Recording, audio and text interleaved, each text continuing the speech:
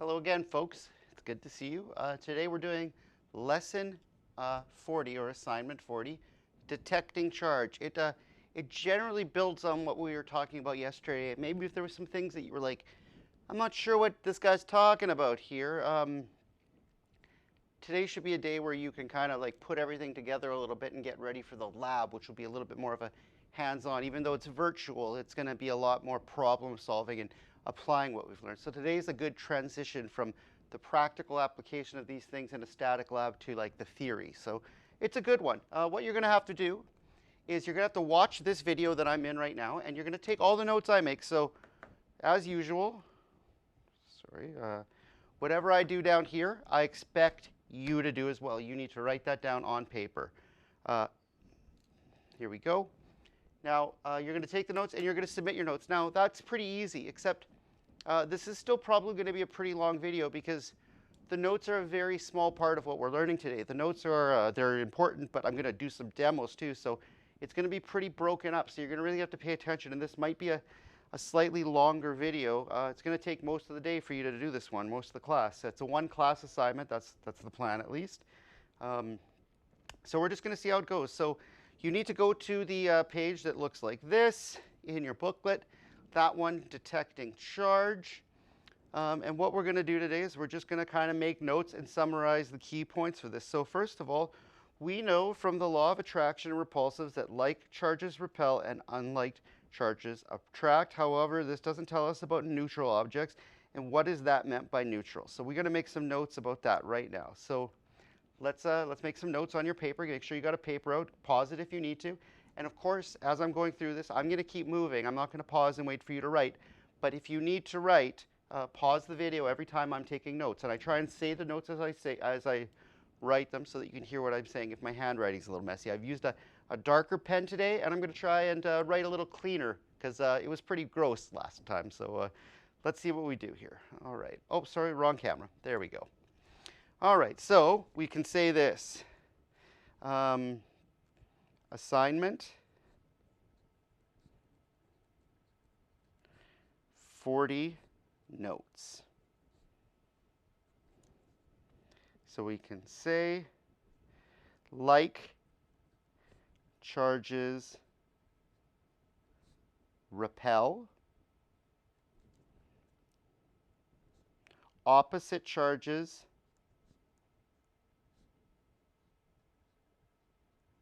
attract, neutral objects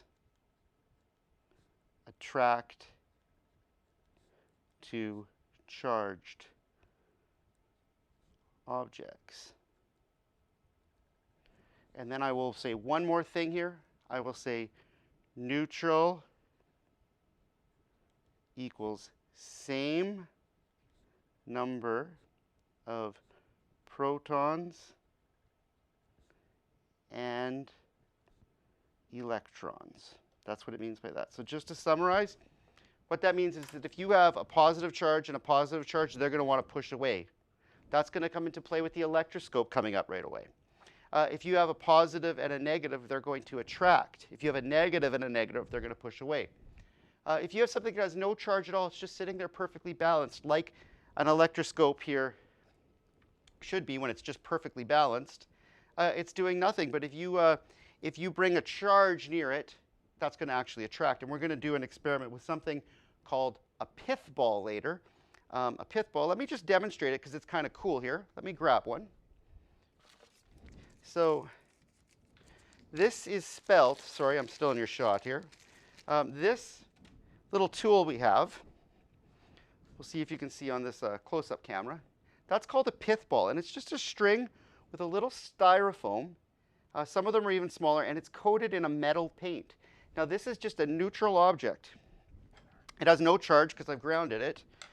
But if I make a nice charge here, watch what this neutral object will do.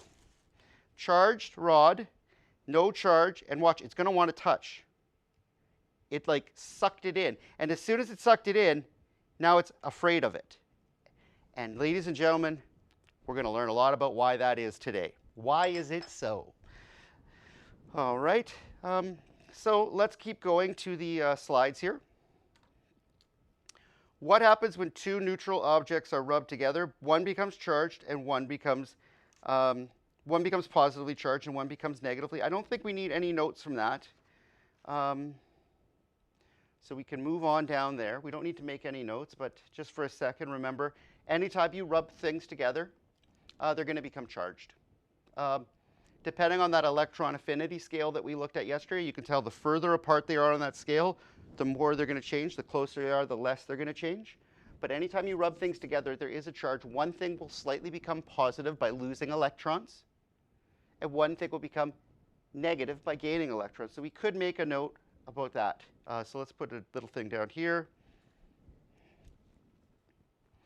When rubbing objects,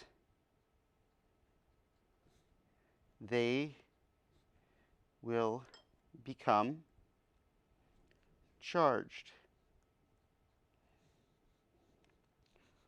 One equals positive equals loses electrons. Remember, because only electrons are allowed to move. One will equal negative because equals gained electrons. All right, so that's important. And I'm going to put here, refer to electron affinity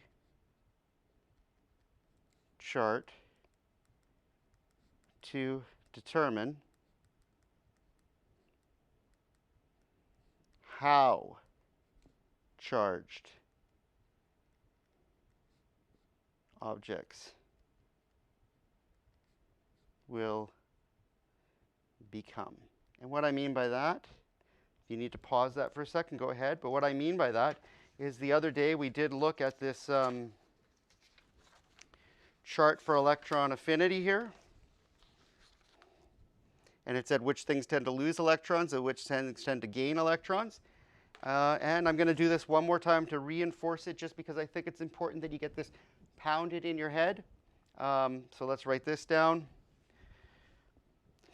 Black rubber rod rubbed with fur equals negative rod. Glass rod rubbed in a bag equals positive rod. And we can figure that out by looking at the electron affinity chart. So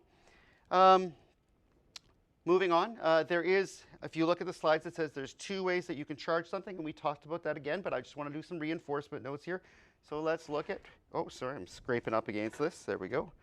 That's better. So there's two ways you can move electrons: conduction by direct contact and induction without touching the objects. That's really important. So I'm going to do a little summary note for you right now down on the dock here. So conduction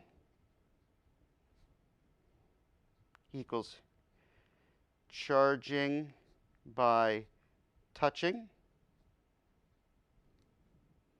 Induction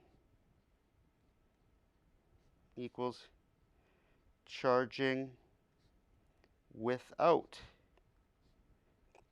touching. These are all the key terms for the unit. This is gold right here. What you've got here is a golden cheat sheet of kind of all the information you're going to need. If you need to pause it, go ahead. Now, I'm going to move on right away. So we're going to talk about an electroscope. And we mentioned an electroscope the other day. It was making a lot of noise, so I shoved two pieces of like pipe cleaners in here to stop the rattling a bit. So that's exciting because it was really driving me crazy the other day. But this is what we call an electroscope. Now think about this. What does that even mean? If something's a scope, telescope, videoscope, microscope, scope means see. Electro means electricity, so it's a scope to see electricity. That's what this is. This is a way to see electricity. Right now, it's got no charge. If you look here, those leaves are just hanging and dangling. There's two little silver leaves that are doing nothing. They have no charge. They're just hanging out side by side. I can ground it by touching it to make sure there's no charge. That's what an electroscope is. So we need to read a little bit of an electroscope and maybe make a couple notes. So let's just read what it says. So an electroscope is used to detect the presence of charged objects. Scope means to perceive, and think about telescope, microscope, stethoscope. It's in a flask. Now, that doesn't mean it's like an actual flask. It can be anything, but it needs to be in a cage that won't let electricity into the actual middle part. So if you look here, this is theoretically, it's almost what I'm holding doesn't even exist. For scientific purposes, this metal rod is floating in nothingness because it's got this rubber stopper that's an insulator. Insulators don't let any electricity flow. So basically, this whole part is for show so we can see it, but it's really just a metal rod hanging in space because of this insulated piece of rubber here. So it's just a rod with some leaves, and we can charge that and make these leaves do things, right? And this is just so we can see. So this is what an electroscope is. If you look at the notes, I think it says for you, it's a metal bar with a conductor rubbed through a rubber stopper, two pieces of foil at the bottom, charged to metal. I don't need to go through that, but what is important here, if you look down, it says there is no charge. That's really important down here at the bottom. The electroscope, when it's neutral, the leaves just hang freely. So that's just something you need to know. I don't need to make you a note on how electroscope works because you're going to see them. But when an electroscope is just hanging like that, hanging like this, doing nothing, there's no charge there right now. It's just neutral, and we can play with that and see how we make the charges because it's just a metal rod hanging in space. This is just insulated. So that brings me to one important thing here. Don't get these two terms mixed up. So I'm going to write on the side here, do not mix up. Okay? They're similar, but there's conductors equal materials that let electricity flow through easily, and there is insulators equal materials that do not let electricity flow through them. All right? So think about this for a second. This is kind of cool, and this is something I'm just kind of getting my head around. We use insulators because glass sucks at letting electricity flow. If glass was really good at letting electricity flow, we'd have a problem with all of these labs. See, what would happen is I would rub this, and as soon as I made a charge, if it let it flow, it would just go through me to ground and the charge would disappear. But glass sucks. So if I make a charge on the end, that charge stays in one place. Remember what this is called? This is called static electricity. Static means not moving. So we have made static surface not moving charges on the end of this rod. If this was a conductor, it would just go zip, zoom, gone. Same thing with rubber. If I take rubber and fur, this rubber, if it was good at conducting electricity, when I made a negative charge here, I'd go like this, the charge would go zip right through me, there'd be no charge, I couldn't do anything. But we know that's not the case. We know that I can create a negative charge here, and it's going to stay statically charged. Static as in one place. I'm going to get you to write that down right away. Static, it's there, it's static, and when I go to the electroscope, I still have this charge here, and I could create charges. I can show those leaves dancing. They've separated now. And we'll talk about why that is so shortly after. So a little bit more to write. You can go down here, and I'm going to keep going with the notes. Static equals stays in place. And I would also say we use insulators for our rods. That's important. We use insulators because they keep the charges statically in one place. Very important to know. So we got some of the ground rules. Now let's take a look at induction. And I don't know why they start with induction here. But let's take a look, as I think conduction is just much easier.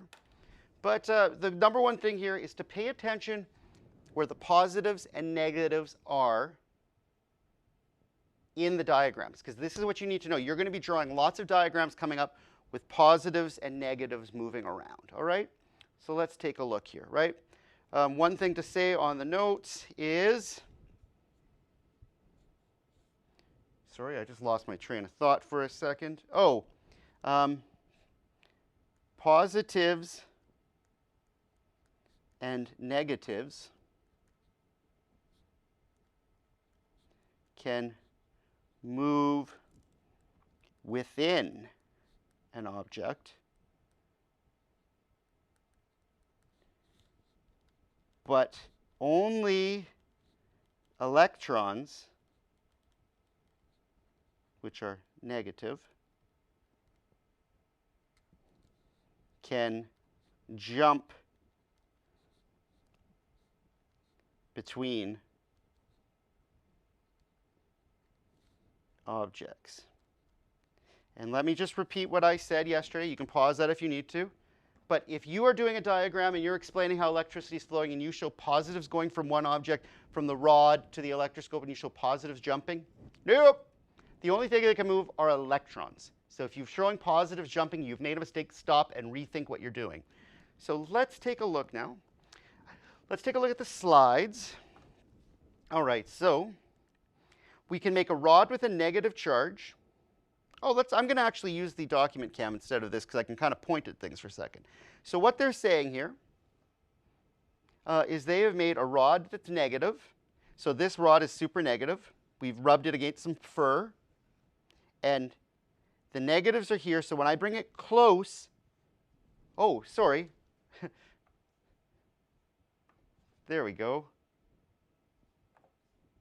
My bad. I just pressed the fade to black button with my binder. Sorry. So when I bring a negative rod that I've rubbed with fur close to this electroscope that was neutral, it just had positive, negative, positive, negative, positive, negative. It was all balanced.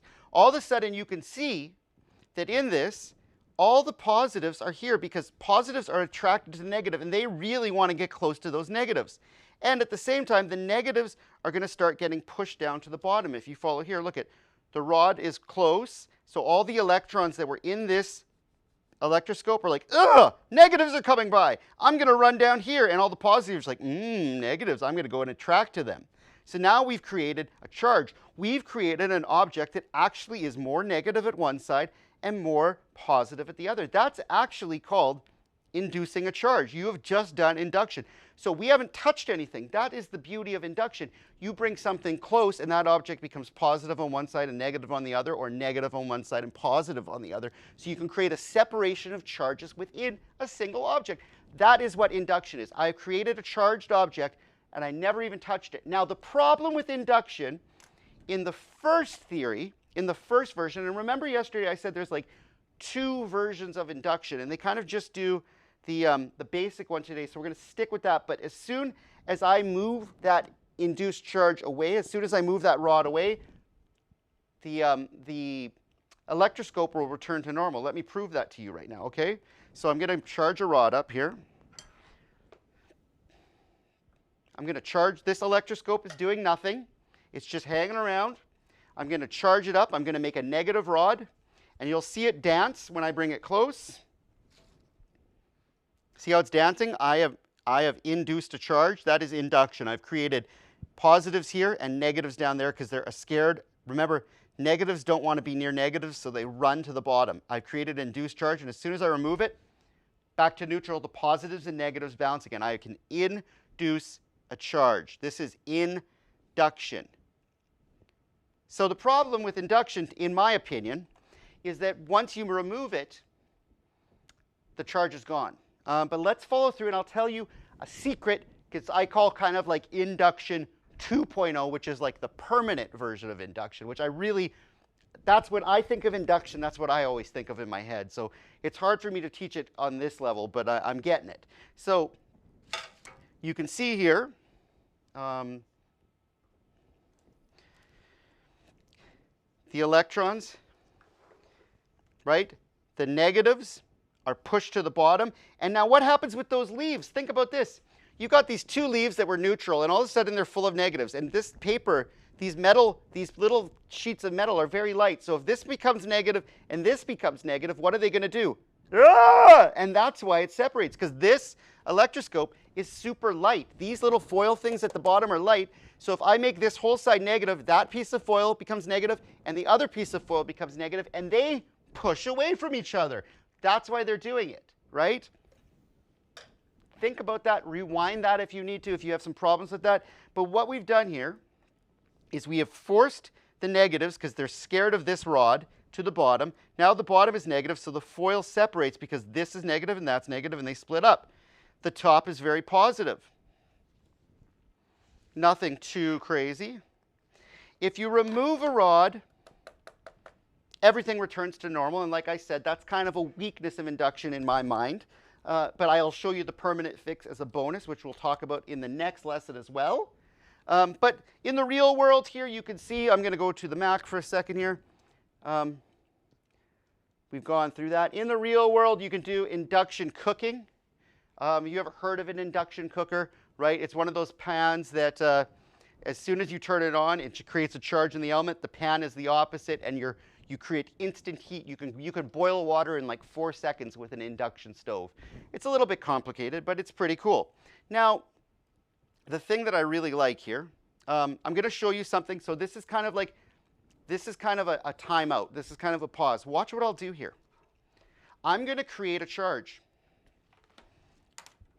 I'm going to, without touching this rod, this is what I would consider induction 2.0, okay?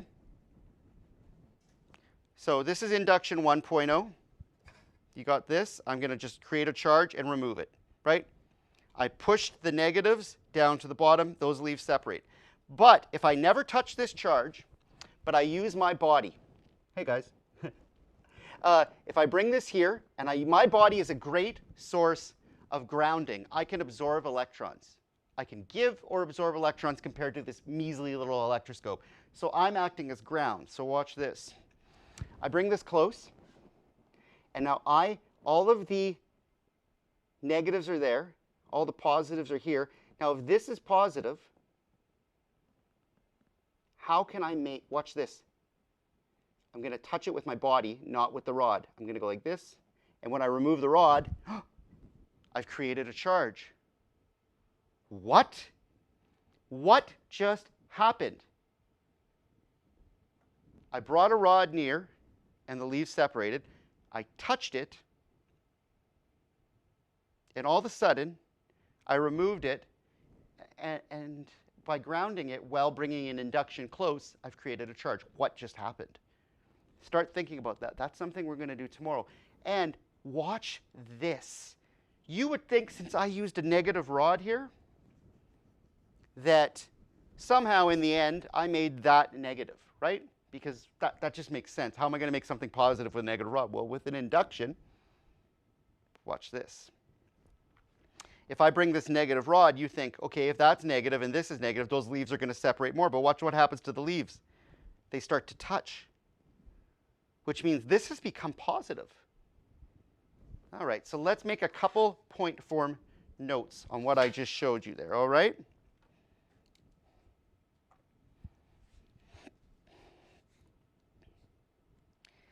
In basic induction, once you remove the nearby charge, everything returns to normal. Sorry. But in induction plus grounding, I call that induction, and this is not a real term, but I call it induction 2.0. If you ground an object while inducing it, you will leave an opposite charge after removing a rod. And basically what happened, and let me explain it to you for a second. I took this rod that was negative, and I'll make it negative again. I took this rod that was negative, I brought it close. All the electrons go down. Electrons are scared. In this apparatus right now,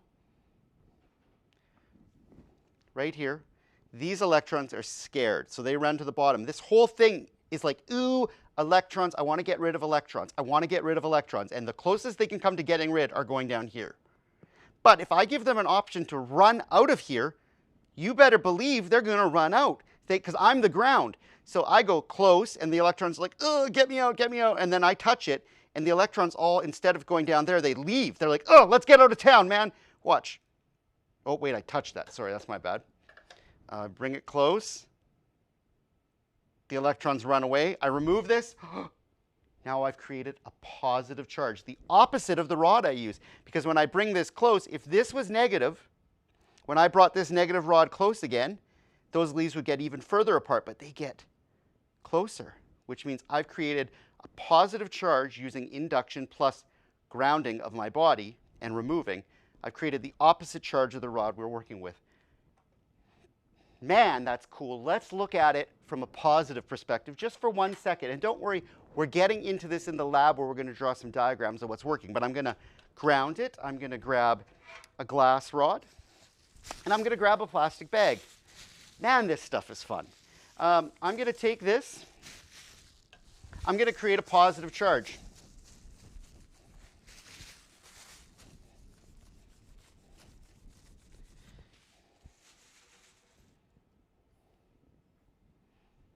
I go like this, I bring it close, I'm inducing it, but if I ground it, I've left a charge. Oh, sorry, I didn't show you that. Here we go.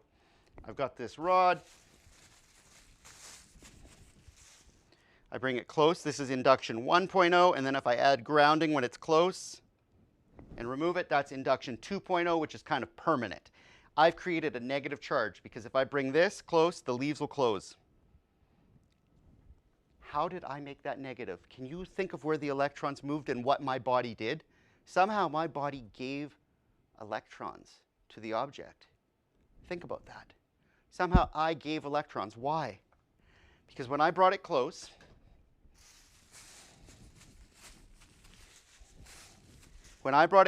there was an incredible urge for electrons here.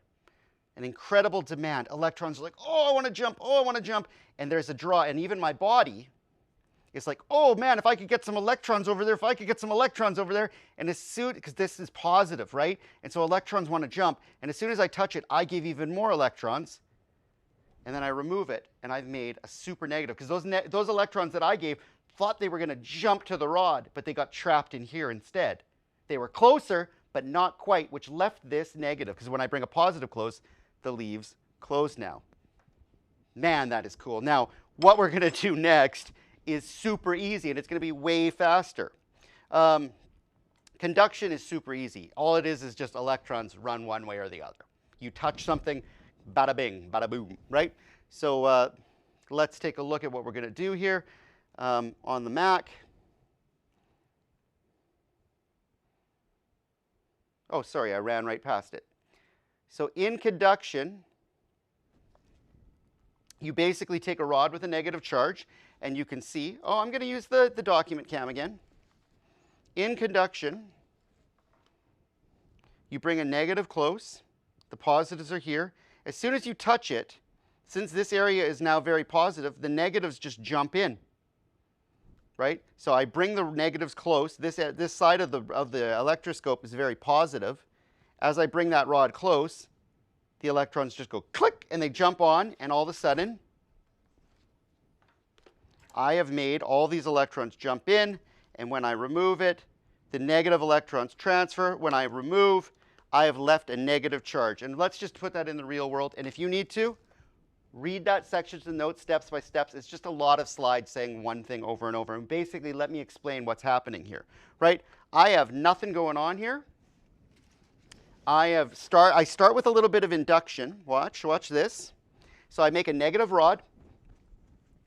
Okay, so right now, as I bring it close, this electroscope is super positive here and super negative down there because these negatives in this metal thing run away. But when I touch it, since that's positive now, these electrons can jump, and they do. And you'll even hear a little crackle sometimes. And look at this. It's permanently charged. It's negative. If when I bring a negative closer, it gets even further apart. Look at that. Isn't that cool? Now, the same thing happens with conduction. It's so charged it wouldn't close. It's so charged here. I'm going to take a positive rod, just for scientific purposes here. What have I done? I've got positives running away and negatives really wanting to jump. When I touch it, the negatives do jump. Click. Since the negatives left, I've created something that's slightly more positive, and those leaves are separated. And if I bring something positive close, the leaves separate even more. Man, that's cool. And if you're not getting this, this is a video that you should go over. And I know it's a long one. We're already half an hour in, and oh, this is long. But this is the good stuff, folks. This is what it's all about. You need to understand how electrons will flow and what they want to do. And if you understand how electrons will flow, induction and conduction, you will do very, very, very well in this unit. And this is kind of all there is. Everything we're about to do, there's no real new stuff. This is it. This is the basic idea. How electrons move, how protons move, and why electrons will jump based on induction or conduction. So let's keep going with the slides and finish these up a little bit. Conduction, blah, blah, blah. It's charging by touching. And in the end, you make the same charge. I'm going to get down to this slide because we're going to talk about that, and that'll be our kind of last thing to talk about today. So a couple things to write down on the notes.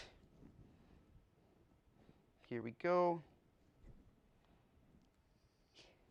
New note. In conduction, you touch objects, and the charged object gives its charge to the neutral object. Star, they both end up with the same charge. That's important, so we don't need any more of that. Oh, I'll pause that if you need to pause. That's okay. And I'm going to move on. I'm going to rip this paper away right away, so pause it if you need it. All right, and the last little bit of notes are just, these are kind of some bonus things, but there are some questions about that coming up. So let's just talk about some kind of rare phenomenon and things like that. Remember, grounding is balancing by connecting to metal or to earth, restoring electrons to neutral. That's what grounding is. So that's the first thing we can talk about here. If you look at the documents, it says, eventually static charge will move. So even if you made something really charged, after like an hour or two, it's going to move away. Slowly, the electrons will move into the moisture in the air or with a spark. The excess electrons jump through the air to a positive one. When they do, sometimes you'll see gases pulling apart in the air, and that's going to be what you cause sparks.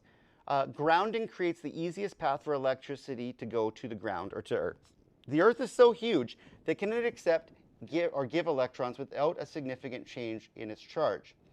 We have to remove a charge often when working one way because touching something that is a better conductor. To ground ourselves in the classroom, you would touch a water faucet, a glass valve, or a better conductor, or the metal screw on a socket or metal desk will work in a pinch too. So let's just kind of summarize what we've got there, okay? So let's just take some notes on that to get the key points here. I want to just get the most important stuff here. So static charges will go away with time. They can evaporate or cause sparks. So that's two ways that you can kind of lose them. The drier it is, the more static you will create, and the longer the charges will last. And that's a real key. That's like a test kind of thing, because I'm always going to ask you, when's the best time to do static labs? When's the best time to do static experiments? Well, the best time to do static work is in the winter because there's less water in the air. Water is this super reactive element that's in the atmosphere, in the air, right? Whether it's a humid day or not a humid day. If it's a humid day, those static charges are going to connect to water molecules in the air and kind of go away quicker. Whereas if it's a dry day and there's not much water in the air, those static charges can't escape. They kind of stay on the object for a much longer time. Now, there's always a little bit of water in the air, so you will eventually lose them. But ideally, the best time to do static things are on dry days, in dry locations, because you're going to get better charges and they're going to last longer. And sometimes static will discharge in a spark. And if you see that spark, that's actually gas in the air lighting up as you conduct electricity through it, which is kind of cool. Is there anything else really crazy on that particular page? When two objects carry charges, they'll pull some gas. Nope. Grounding, we do need to do a little bit of notes on grounding. So I would say grounding is restoring charges to balanced by adding or taking electrons. So if something's really charged up negatively, the Earth will suck in some of those negatives. If something's really positive, the Earth will give it, because the Earth is so big, and that's really important, it's in the notes there, right? The Earth is so big that it can accept or give electrons with no real significant change at all, because the Earth's just a big, giant mass. These little static charges are nothing to the size of the Earth. That's what grounding is. You're restoring it. Now you can ground by, you can ground by touching metal screw in sockets. And I don't mean touch the socket. I mean the little metal thing on the top of it here. If you see a plug-in, right, for example, if you see the plug-in here and the plug-in there and there's a little screw in the middle, if you touch that little screw, you'll ground yourself. Or if you have a light switch, you don't need to draw this necessarily, but if you see a light switch and there's a metal screw here and there, if you touch those, that's likely going to ground. By touching metal in screws and sockets, by touching water pipes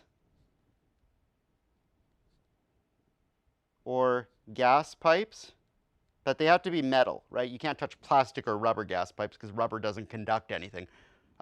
Metal does. What else can you use to ground? A faucet, a gas valve, or a desk, a metal desk in a pinch, that'll work.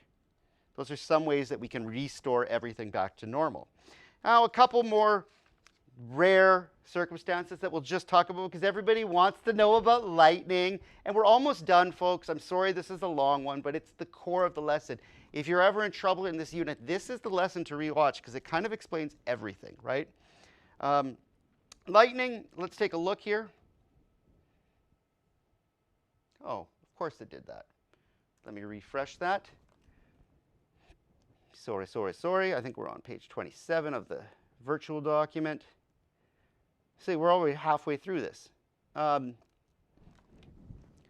thundercloud is mostly negative at the bottom and positive at the top. Negative charges at the bottoms of the clouds repel electrons on the surface of the Earth, leaving it positively charged. Strong attraction between the Earth and the clouds pulls electron molecules off in the air in a gigantic discharge in the clouds and the ground. The air lights up and heats up. Air molecules colliding together produce a shock wave that we hear as thunder. So basically, lightning equals a cloud, and you got the Earth. Now what happens in lightning? Oh, sorry, wrong camera, right there. Okay, so you got a cloud.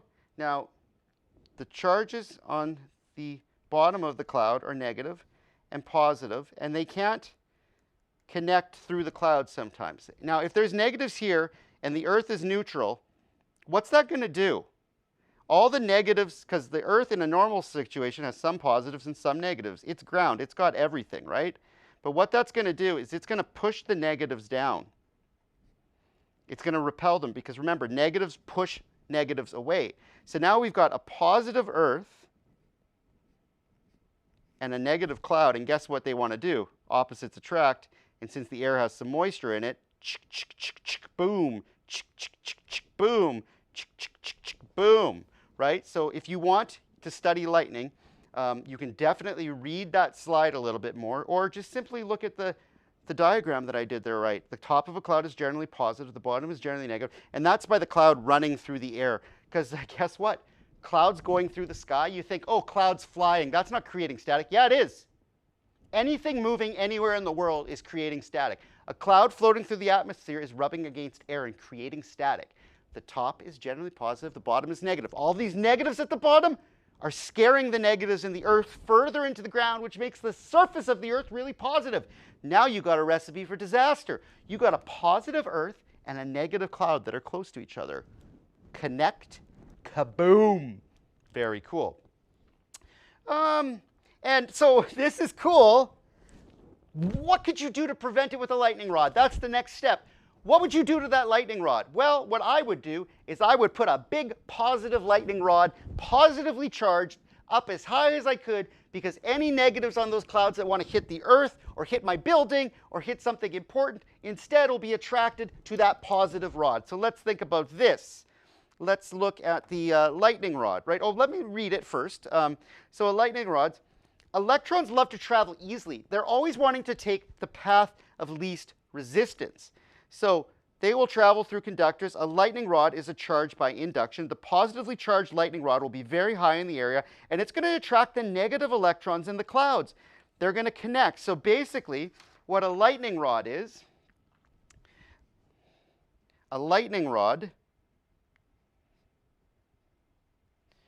equals super tall positive metal to attract negative lightning. So basically, you build a building, you got your little house here, and you put a big rod and you make positive charges on it. And this way, when this negative cloud is up here, and you got this positive side here, and you got negatives there, and the negatives are pushed down into the Earth, and the positives are here, right? Which is easier? Is it easier for these negatives to go to this lightning rod, which is closer, all the way down here? It's going to go this way instead of that way. No, it won't go that way, right? So basically what I've done is I've created an easy path for those negative electrons to flow through the lightning rod into the ground, as opposed to randomly hit buildings or trees and destroy them. So lightning rods are positively charged. That's really important. Lightning rods are positive. They charge them positive to attract those negatives in the clouds. a couple other things to look at here. Oh, well, if you need to look at the document, there it is. You can pause it because I'm going to rip this away and we're almost done. The last thing I would say is that electricity, you've got to start thinking about this. It's in the notes. You can even add it actually to your document. Here we go. I'm going to add one more thing here. Electricity always wants the easy path. That normally means shorter or through a metal, through the easiest thing, whatever is the easiest for it to flow. So if it's got to flow through air or it could flow through metal, metal's a better conductor than air, so it'll choose the metal.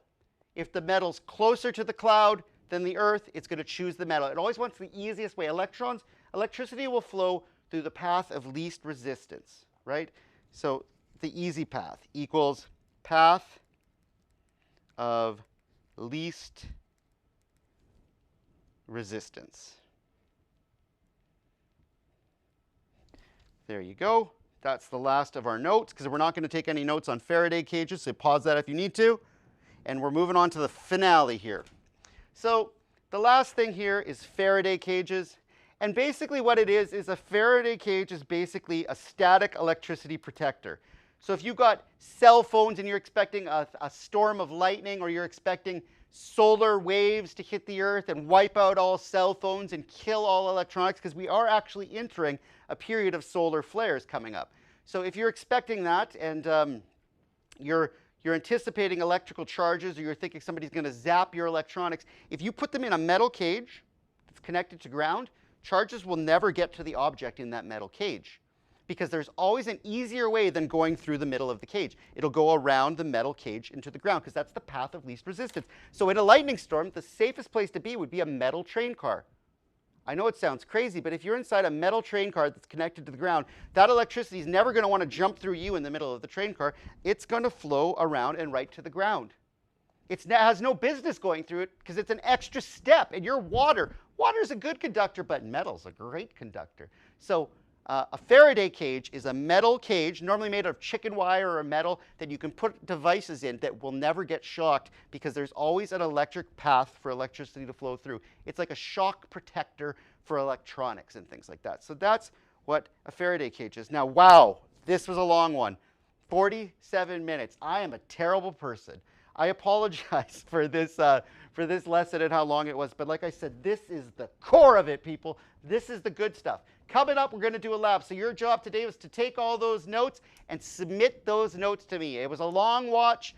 I hope you made it. You have one class to do this, so this might be a little bit of extra work. But coming up, we're going to do a practical lab where I'm going to fill in some of it, give you a day to work, and then we're going to come back and work through the second half of it and give you the answers. So one day you're going to try and figure it out, and the second day I'm going to finish it off with you, all right? So thank you for hanging in there. Thanks for being there, and we'll talk to you soon, all right, folks? Cheers.